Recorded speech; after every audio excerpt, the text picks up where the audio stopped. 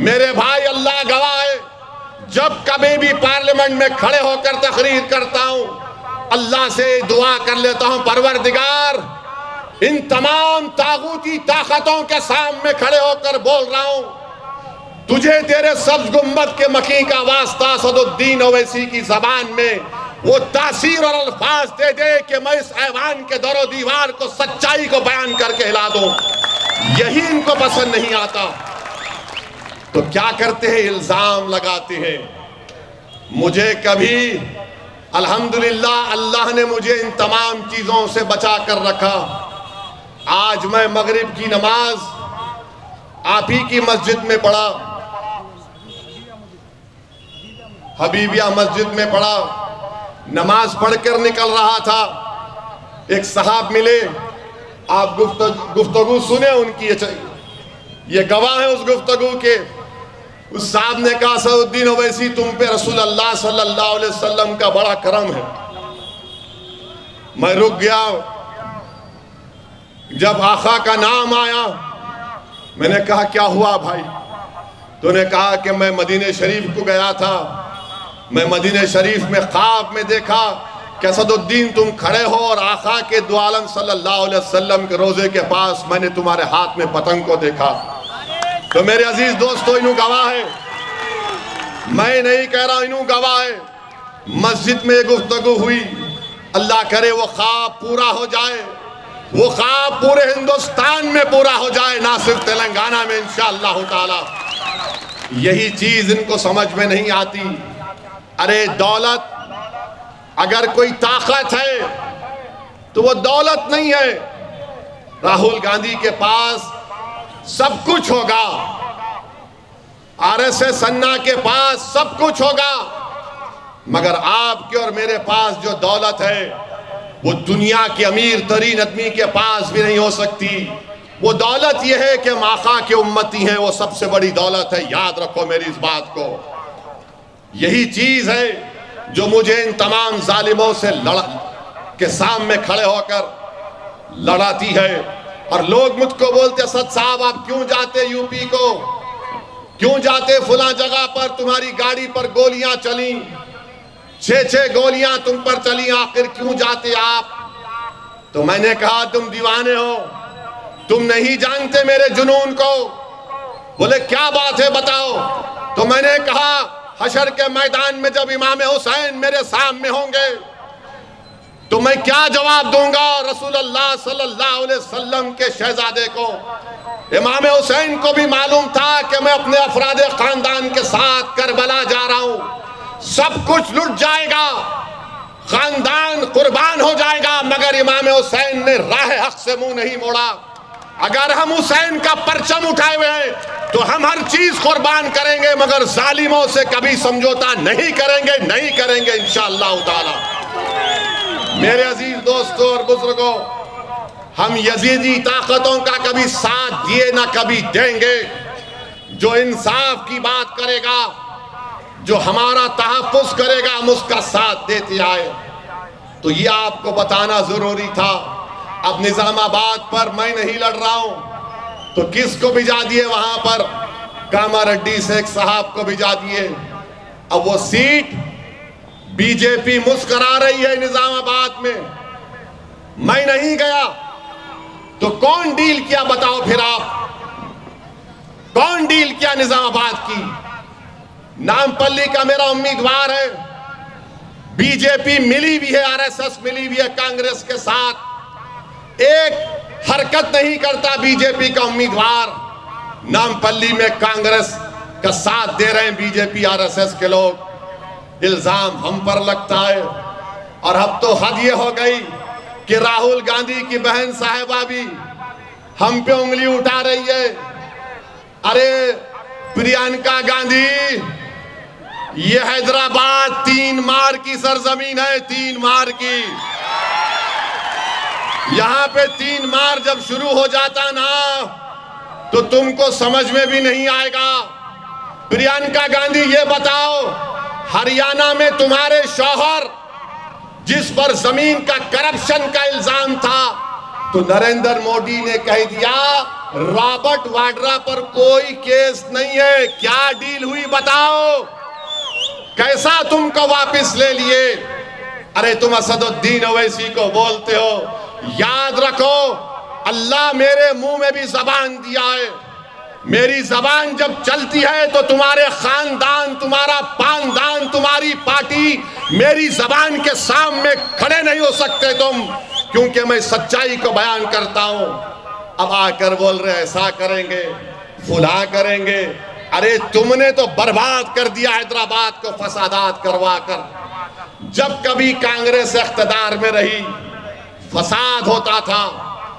अब आपको ये बताना चाह रहा हूं कि हम मामू का साथ क्यों दे रहे हैं। मामू का साथ इसलिए देना, अगर यहां पर लड़ाई हो रही है, आप कमजोर हैं, आप कमजोर हैं, आप पूरे कमजोर हैं समझो।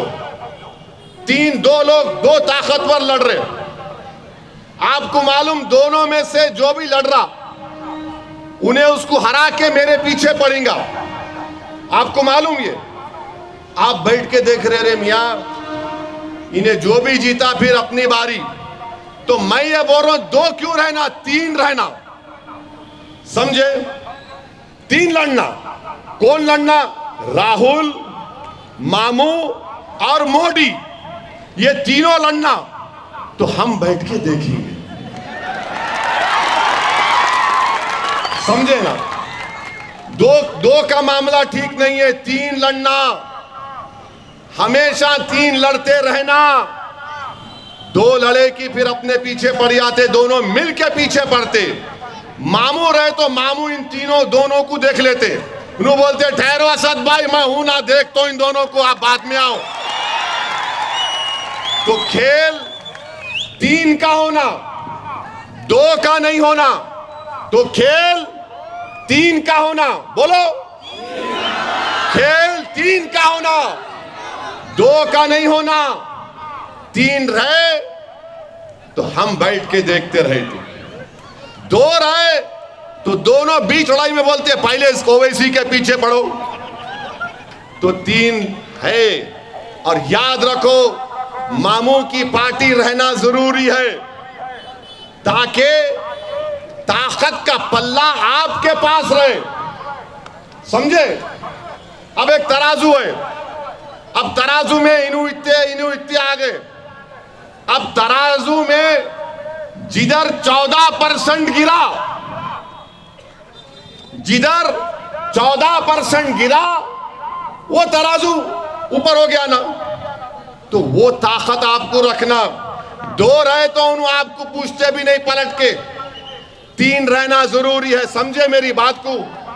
या और खोल के बयान करो, समझे? ऐसा मुंडी न कोई लाओ, समझे? समझे मेरी बात को? तो एक नारा लगाओ, जोर से नारा लगाओ, वहां तक आवाज जाना, राहुल गांधी तक आवाज जाना, मोदी तक भी जाना। अब मामू भी चमक जाना, बोलना ये क्या हो रहा है यहां पर। तो हमेशा 3 लड़ना, 2 लड़ेंगे तो फिर हम पे तकलीफ देंगे। एक पॉइंट ये। दूसरा पॉइंट क्या है? मजलिस है यहां पर, तो मामू भी देखते, अरे 4था नंबर भी है। मामू को भी मालूम 4था भी तैयार है। तो हम मजलिस की नुमाइंदगी की वजह से, बल्कि मैं आपको बता रहा हूं, आपका जो एमएलए अभी है, उन्होंने कूकटपल्ली के असेंबली हल्के में मुस्लिम अक़लियतों को 10 साल में एमटीएफ में 20,150 बच्चों को स्कॉलरशिप दिलाए। कितने पैसे लगे उसमें? 5 करोड़ 80 लाख। आरटीएफ मंजूर करवाए। 17,650 बच्चे बच्चियों को कितने पैसे उसमें दिए गए? 24 करोड़ 90 लाख रुपये। चीफ मिनिस्टर की ओवरसीज स्कॉलरशिप है, अकबरुद्दीन ओवैसी की नुमाइंदगी पर मिली। तो 13 कुकटपल्ली के मुस्लिम अक़लियत के बच्चे और बच्चियां अमेरिका, लंदन, ऑस्ट्रेलिया की यूनिवर्सिटी में पढ़ रहे हैं। उनको कितने फीस के पैसे दिए गए अब तक? 1,75,00,000। शादी मुबारक कुकटपल्ली में 5,890 लोगों को शादी मुबारक का चेक मिला। कितने पैसे उसमें दिए गए? 52 करोड़ 12 लाख। ये 9.5 साल में। इमाम मौजन कितने हैं जिनको तनख्वाह दी जा रही है? ऑनरियम 155 इमाम मौजन को तनख्वाह मिल रही है। कितने पैसे उनको महाना मिल रहे थे? 7,70,000। अब तक कितने मिले पूरे 155 इमाम मौजन को? 8 करोड़ 47 लाख रुपये। आसरा पेंशन कितना मिला कुकटपल्ली में मुसलमान हजरात को, अक़लियत को? 3,344। कितने पैसे मिले? महाना 71 लाख। 9.5 साल में करीब 80 करोड़ रुपए दिए गए। तो ये तमाम 1 2 3 4 5 7 स्कीमों में 47,367 कुकटपल्ली के मुस्लिम अक़लियत को फायदा हुआ। कितने पैसे उनको मिले? 173.72 करोड़ मिले। अब आप आ जाओ। लोग बोलते हैं कि असद साहब आप क्यों मामू का साथ दे रहे? मैं आपको बता रहा हूं कि मंजलिस और अकबरुद्दीन ओवैसी की बेबाक नुमाइंदगी पर पूरे तेलंगाना में आपको बता रहा हूं, ये कांग्रेस वाले बड़ी बड़ी बातें करते हैं। कल्याण लक्ष्मी की स्कीम, शादी मुबारक की स्कीम में 21% मुस्लिम अक़लियत को मिला। स्कॉलरशिप में 47% मुसलमानों को स्कॉलरशिप मिला। रेजिडेंशियल स्कूल मजलिस की नुमाइंदगी पर खोले गए। कितने? 205। वो परसेंटेज है 20%। रेजिडेंशियल स्कूल में पूरे तेलंगाना में 1,31,000 मुस्लिम बच्चे और बच्चियां पढ़ रही हैं, 6ठी जमात से 12वीं जमात तक। परसेंटेज क्या है? 21.06। टोटल बजट क्या कितना दिया गया मुस्लिम अक़लियत को? 9.5 साल में 12,000 करोड़ रुपये खर्चा हुए। परसेंटेज क्या है? 13.18। आसरा पेंशन में हिस्सा कितना है मुस्लिम अक़लियत का? थोड़ा कम है, 11.20। बीपीएल वाइट राशन कार्ड में कितने मुस्लिम अक़लियत के पास वाइट राशन कार्ड है और मिलना चाहिए? 12,55,530 लोगों के पास वाइट राशन कार्ड है। परसेंटेज क्या है? 13.88। ये काम मजलिस ने करवाया और मामू ने इसको मंजूरी दी। अब आप बताइए, 9.5 साल में हैदराबाद में फसाद हुआ? फसाद हुआ। अब इन्हों बोलते कांग्रेस वाले असद साहब बिक गए। मेरे भाई, उत्तर प्रदेश, बिहार, कर्नाटका में हमारे बच्चियों को हिजाब पहनने नहीं दिया गया। बताओ, कोई बच्ची को रोका गया स्कूल या एग्जाम लिखने के लिए? तेलंगाना में नहीं हुआ। क्या गोश्त की दुकानें बंद है गोश्त की दुकानें? कर्नाटका में बंद है। और मैं इलेक्शन पदयात्रा में जब किसी दुकान के सामने से जाता हूं तो हमारे कुरैशी भाइयों को बोलता हूं सलाम वालेकुम, तो उन्हें उठ के आके मिलते वालेकुम सलाम। मैं उनको बोलता हूं कटरा ना।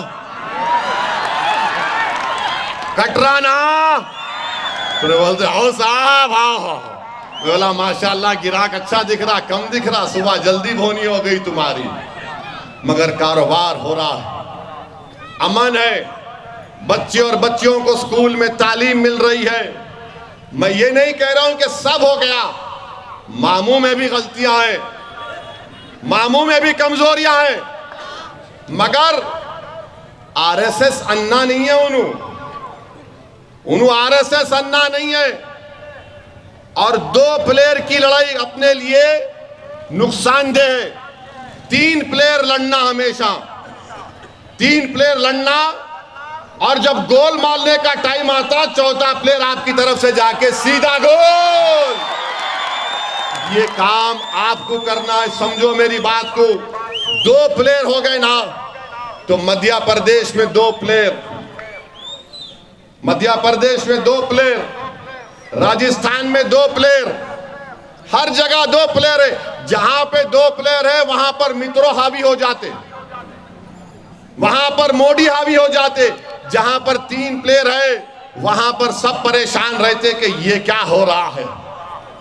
ये बात आपको बताना चाह रहा था मैं। और हम यहां के एमएलए साहब से पूछेंगे और बताएंगे उनको कि सर्वे नंबर 18 में जमीन है, उसमें उर्दू स्कूल बनाना जरूरी है। वहां पर कम्युनिटी हॉल भी बनाना है। और हमारे सदर साहब क्या बोले आप, दवाखाना कहाँ नहीं है? बोयनपल्ली में दवाखाना होना है। हमारी बहन कॉर्पोरेटर ने बताया कि माशाल्लाह यहाँ पर बस्ती दवाखाना खोला गया, कब्रिस्तान की जमीन भी है। तो मेरी आप तमाम से ये गुजारिश है, 2 मिनट